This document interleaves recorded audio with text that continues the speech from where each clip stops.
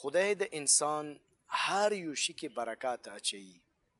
د انسان زندګۍ کې برکات دی، د انسان عمر کې برکات دی، د انسان روزي کې برکات دی، د انسان د زندگی کوم اسایش دی، کوم اسباب او وسایل دي چې انسان دنیا کې هغه سره خپله زندگی تیروي، دغو ټولو اشیاو کې د پروردګار عالم برکات دي.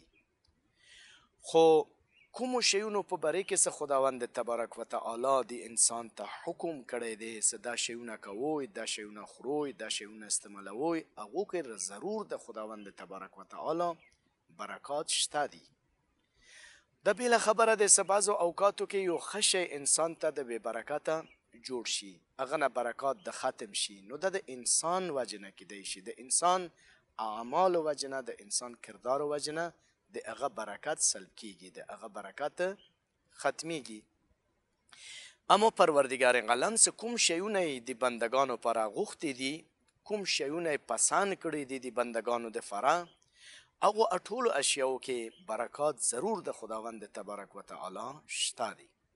اور کوم شیونو نه څه انسان منع کړي دي چې دا شیونه مه کوئ، ضرور هغه د بېبرکتي اسباب حسابیږي، هغه د بېبرکتي عواملو کې حسابیږي چې هغه کې برکات نشته. اول سوچ وکړو چې د برکت څه ته ویلی شي. موږ تاسو روزمره زندګۍ کې دا جمله استعمالوو، ویایو چې خدای دې کې برکات واچوي، پروردګار عالم تا ته برکت ډېر کا. دا د موږ تاسو یو بل سره تلقین کوو اور دعام کوو، برکت د پروردګار عالم نه غواړو، اور د خداوند تبارک و تعالی د الله رب العالمین برکات ډیر زیات دي. خو سوچ وکړو چې د برکت څه ته ویلی شي. برکت یعنی چې د برکت معنا څه دی. داسې نه وي چې بعض اوقاتو کې موږ د برکت معنا غلطه واخلو. ګوره برکت دې ته نشي ویلی چې یو شی ډیر وي، یا مثلا یو کس زیات عمر وکړي، 200 کاله، 150، 150 کاله، 100 کاله، ویو چې دی عمر کې برکات و، ډیر عمر یې وکړلو. یا مثال په طور باندې یو انسان سره پیسې ډیرې وي، ویو چې یاره دې سړي سره ښه برکتي پیسې دې ډیرې دي. یا د چا مالو یا د چا اولاد ډیر وي، ویو چې د برکت لري، اولاد یې ډیر دي. نه نه دوستانو، برکت ډیر ته نشي ویلی. برکت دې ته ویلی شي ولو مقدار کم دی، عدد کم دی، حساب کې کم دی، خو اثر زیات وي، فایده یې زیاته وي. دې ته ویلی شي چې دا با برکته دی.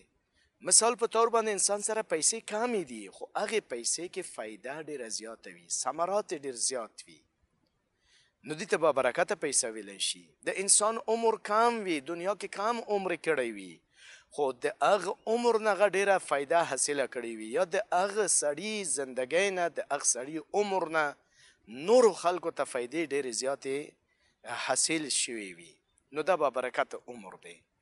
اولاد ولو د یو انسان یو وي، یو بچی وي د چا، خو با برکته وي. با برکته وي یعنی چې یعنی دا څه یو بچی نه معاشرې ته ډېره زیاته فایده ورسېږي، کور ته یې فایده وي، والدینو ته یې فایده وي، اور د کور خاندان ته یې فایده وي. یو ویلی نه وي، با برکته وي. مال مثلا انسان سره لږ دی، خو اثار زیات دي، اثرات ډېر زیات دي، فواید زیات دي، د دې ته با برکت ویلی شي. یو انسان دی یو دکان لري، یو دکان نه د کور ګزاره یا کېږي، خرچه یا کېږي، بچي خرچه یا کېږي، تعلیمونه ورباندې کوي. همغه یو دکان نه د خپل ټوله زندگی چلایي، خو دا دکان با برکت دکان دی. مثلا یو انسان سره 5 دکانونه دي، خو زندگی یې ګاډه واډه دی، هیڅ حساب پوره کوی نشي، بې برکته دی. یا مثلا د یو کس بینک کې پیسې دي، هر چی ته پیسې دي، خو څه فایده ته نه حاصلوی نشي، نه چا ته څه فایده رسیږي، نو دا څه برکت لري. او همدې شان سره مثلا د چا اولاد ډیر دي، 10 اولاد لري، 15 20 اولاد لري، 15 لري، خو هیڅ څه فایده یې نشته، نه یې مور و پلار ته فایده شته، نه یې خاندان ته فایده شته، نه یې قوم و ملت ته فایده شته، نه یې هغه بچیو ته په خپله ځان ته څه فایده شته، نو دا څه برکت لري. دې ته بې برکته نه ویلی شي. یو وي ټولو ته فایده رسیږي، دا به برکته دی. 10 وي ټولو خلکو ته، ملت ته، قوم ته، ملک ته فایده رسیږي، دا به برکته دی د بچي. لہذا لکه علامه طباطبایی بزرگوار صاحب میزان تفسیر میزان سکوم لیکلی دی، نو هغه د برکات په باره کې همدې شان سره یوه جمله بیانوي، البرکتو دوام الخیر و استمراره. برکات دې ته ویلی شي چې د هغه خیر همیشه رسیږي، هغه نه فایده رسیږي، و استمراره همیشه د فره د فایده خلکو ته پاته کیږي او هغه خیر ادامه لري، دې ته برکات ویلی شي. لہذا د دې برکات عوامل دي د انسان زندګۍ کې. مثال په طور باندې ډېر شیونه دي څه هغه د انسان زندګۍ کې وي، د انسان زندګي ورسره به برکته تېرېږي. که چیرې د انسان زندګۍ کې نشته نو د انسان از زندگی بې برکته جوړېږي.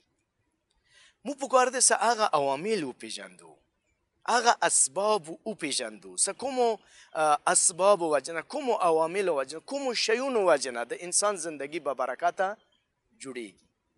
که چیرې مو هغه شیونه وپېژندو څه کومو شیونو وجه نه د انسان زندگی به برکته جوړېږي، د هغه قدرداني وکړو، د هغه شکریه ادا کړو، یقینا پروردگار عالم د مو ته زندگی به برکته جوړوي.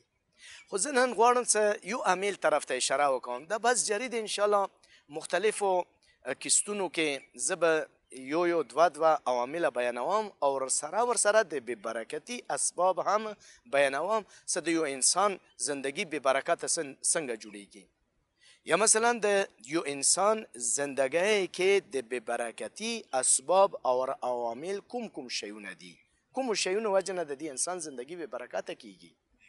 خو نن زه غواړم څه د برکت، مثلا د انسان زندگی با برکته جوړیږي یا زندگی کوي یا زندگی با برکته وي، د هغه برکت عواملو نه یو عامل زه د تاسو محضر کې بیانوم څه د معاشرې کې هر چا سره نسبت لري، هر چا سره تعلق لري. یعنی ممکنه د هر یو کور کې ده وي یا مثلا بس کورونه دینه محروم شوی وي. هغه څه شی دی؟ د برکت عواملو نه یو عامل هغه همدغه دنیا کې، همدغه معاشرې کې اور بالخصوص هر یو کور کې بزرگان دي، بزرگان یعنی مشران، یعنی عمر رسیده، عمر رسیده مشر، مثلا مور پلار، نکه انیا، جد بزرگ، هغه نه مشر څوک وي. دا د برکت عاملو کې عواملو کې یو عامل دی. کوم کور کې څه مشر دی، هغه مشر وجه نه کور باندې خداوند تبارک و تعالی برکات نازلوي.